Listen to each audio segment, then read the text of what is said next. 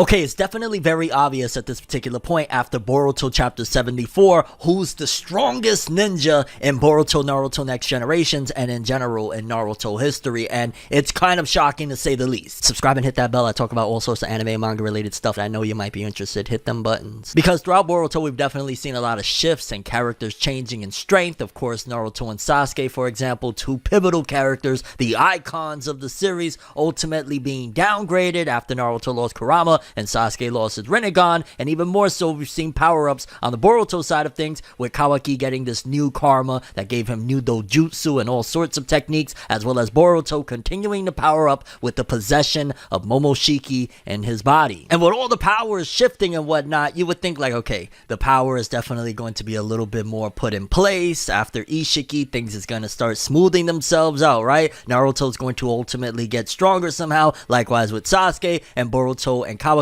are going to continue powering up using the karma mark. However, it seems as though after chapter 74, it's clear as day who is the strongest, and it's not even somebody that's been built up to be the big villain of this next chapter of the series as a whole, Code, because yeah, we've seen him being bested before, and it's a damn shame to say that at the end of the day, the strongest character is a little freaking robot kid. And it doesn't even just stop there, because there's definitely more nuance to this whole situation in terms of, if you look at the dynamic of what's been built so far with this character Damon and his sister Ada, they almost seem as though they're kind of like two halves of the same whole. Just think about it for a second. One of the big things that Boruto has been building up and kind of even mirroring to a certain degree is the Android slash Cell saga of Dragon Ball Z. Initially, it seemed as though Delta was going to be like the Android 18 of the situation moving forward. However, after Ishiki, they kind of almost rebooted the initial idea of again mirroring the Android saga of Dragon Ball Z, which led me to believe that, okay, if they kind of scrapped those characters as being the pivotal characters to kind of mirror that arc of Dragon Ball, then where are they going with this one? And it seems as though potentially they may not be twins. They may not look like the characters from Dragon Ball Z, but nevertheless, Ada and Damon are starting to look like their own version of Android 1718, Amado essentially being Dr. Gero that kind of has a little bit more of a grasp of the situation. He's a little bit more tactical, a little bit more manipulative, so to speak, because let's keep it real. Dr. Gero had the button to shut people down. Amado had that secret password to unlock Code's limiters. He had Code limited and potentially even has more so strategy of, hey, if these robots turn on me, I have a specific way that I could take them out. So again, the dynamic is kind of all set in place of what this arc is and who these characters are. And again, yes, Damon being the strongest, but there's even more so of a threat that meets the eye that is slowly unraveling as this arc continues. Because with Boruto chapter 74, one of the things that it starts off with is Ada and Damon have finally arrived in Konoha alongside Amado and are immediately greeted by Shikamaru and crew. And at first I'm like, okay, hey, they're here, let's go. They're going to be escorted over to whatever location they're going to be having this flavor of love bachelorette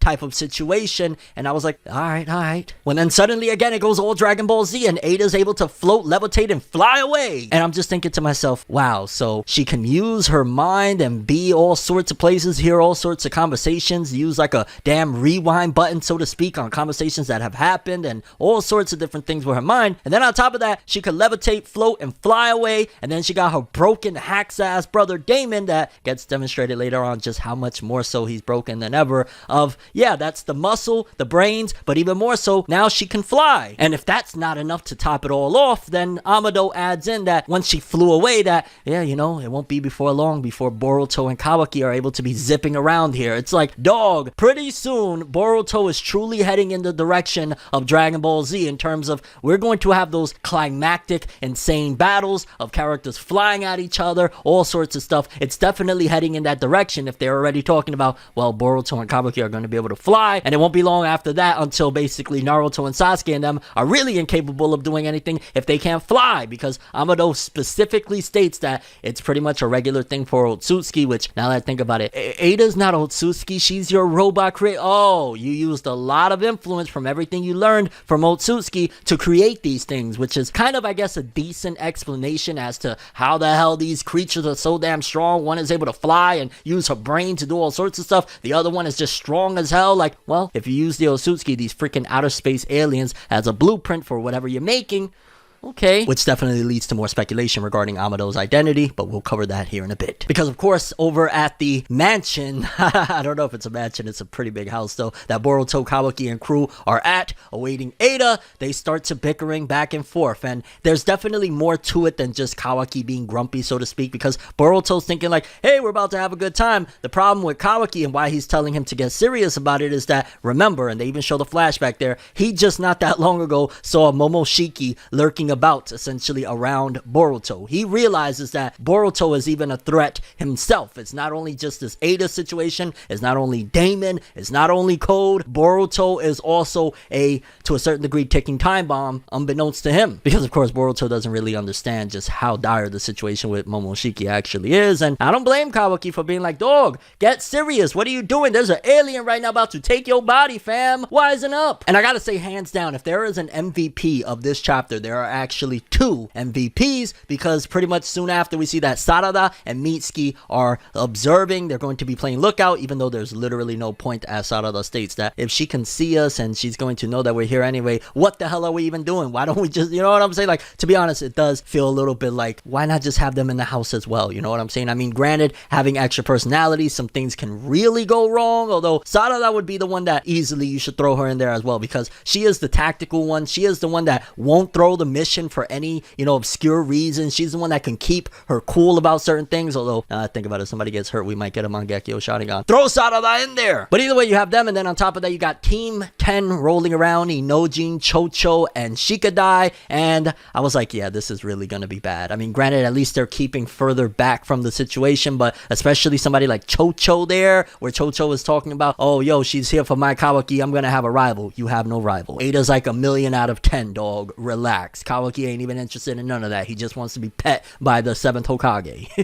And shortly thereafter, Ada arrives on the scene, and immediately majority of the people around start to infinitely simp for Ada, including some of the people there, such as Chocho, which I was like, oh wow, Chocho, really?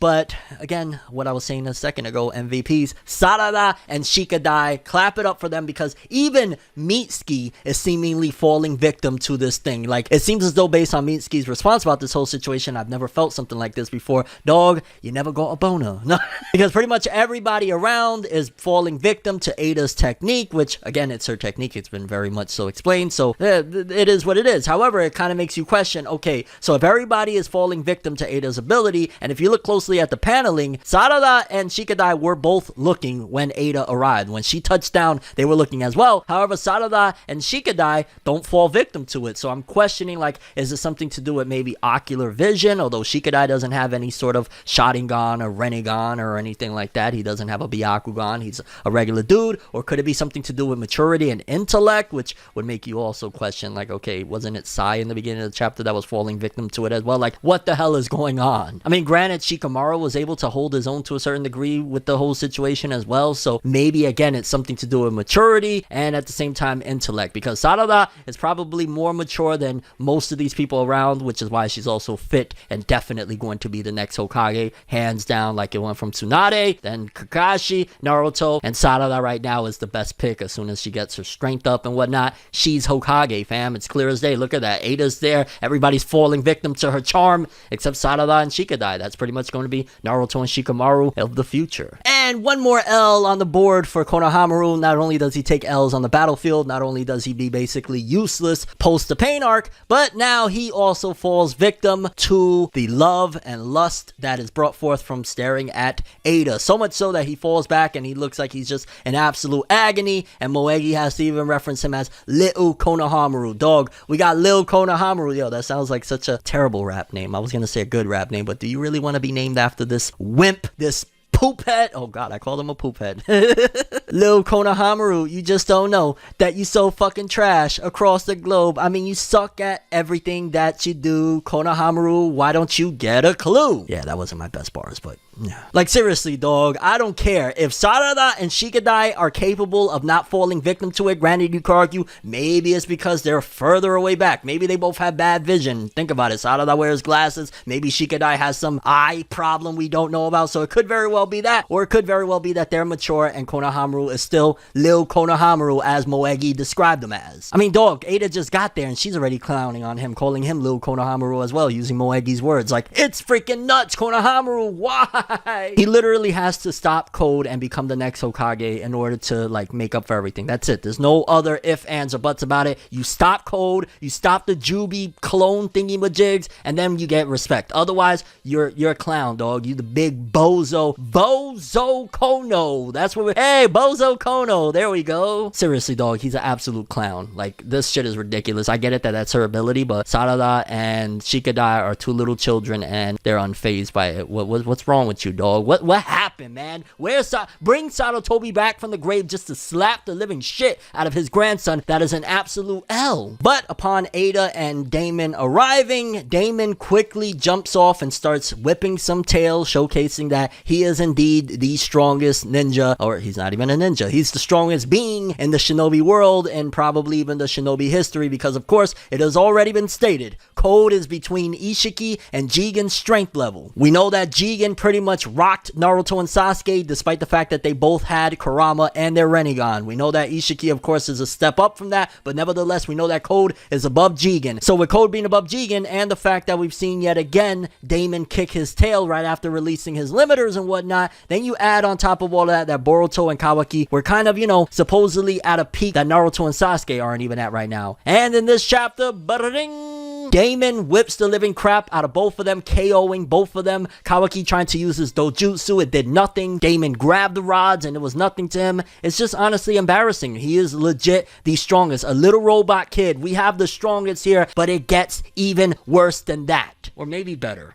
I'm gonna say better. Because going back to the whole rhetoric I was just using a second ago regarding the whole Dragon Ball Z mirroring arc situation, what if essentially Damon and Ada, brother and sister, are two halves of the same whole? He's the muscles, she's the brain, she also has flight capabilities. Just think about it. If there's a cell in this arc, which would potentially be Code and the Jubi, although it would be so sick if the Jubi surprises everybody, suddenly has a conscience and a brain and is able to manipulate the whole situation to becoming the final villain, I'd be totally down for that. Then there's a potential possibility that Code would be the cell that uses all those Jubi clones to swallow up Ada, Code, absorb them. Boom, we have perfect Code. Get it? Unlock the perfect Code. And that would also add to Code having flight capabilities. That would also add to him being 10 times stronger than ever, having Damon surpassing Ishiki. Essentially, that could potentially be the setup that they have moving forward, that eventually Code is going to absorb Ada and Damon and become absolutely hacks to the point of, how do you stop that? Because right now they can't even stop the little freaking kid, and they can't stop the flying robot with the brain that can go everywhere, a consciousness being transferred all over the place. How do you stop that? Because, dog, I was just as shocked as anybody else when Kawaki tries to use his dojutsu, it does nothing. Boruto tries to attack, he gets KO'd, and they wake up on the floor at the hands of a little kid. He literally is the Sage of Six bullshits. Yeah, I thought I was gonna say Sage of Nonsense now. We used that in the last video. He's the Sage of Six bullshits. And thus waking up Kawaki in Ada's lap. Personally, if I was Kawaki, I would have been like, fuck it, I'll stay here a little bit longer. Let me see what's going on with Shorty. These legs feeling kind of good. And it was kind of creepy when Damon was like, don't my sister's legs feel good, bro? You creepy little bastard. But the chapter ends off with Shikamaru and Naruto getting ready to interrogate Amado one final time, threatening him, saying, yo, dog, no more secrets, no more BS. You're gonna tell us everything from start to finish. To which Amado replies, sure, if I could smoke first. Like, I need to have a quick smoke break, which makes you wonder, dog, is there anything to do? It could just very well be a quirk of his, like, hey, I need to smoke, but maybe it could be that he's cybernetic and he needs cigarettes in order to keep on going. It's like a battery charging situation. I think that would be a little bit of a reach, but there's a possibility there. Shout outs to my guy from the Max Powers account for giving me that idea. Or it could very well be that pretty much he is about to rock their world and he's nervous about the whole situation when he tells them my theory that Amado came from the future and used karma to somehow travel back in time, and that's why Ada knows everything everything, because pretty much she has a memory card in her head with the thoughts and memories of everything that happened in the previous world that was absolutely destroyed and utterly gutted. Makes you wonder how much Ishiki knew about Amado to begin with. And leaving us off in a massive cliffhanger, and considering I believe the next chapter is going to be the final chapter of the upcoming volume, more than likely it means that Amado is going to blow our minds with telling us everything that is going down, what has happened, who he actually is. Crazy theory, I'm just gonna throw this one. I don't really believe in it, but while I'm here and while I gotcha, hey, he smokes. Maybe he's something to do with Shikamaru and Asuma, or he was brought up around Shikamaru smoking and that kind of influenced him to smoke as well. But yes, people, as it stands right now, we have the strongest character, a little 5-year, well, he's not 5, maybe 10. How old is he again? Like 8, 10, something like that. Like, yeah, the strongest character in the Naruto verse. He's able to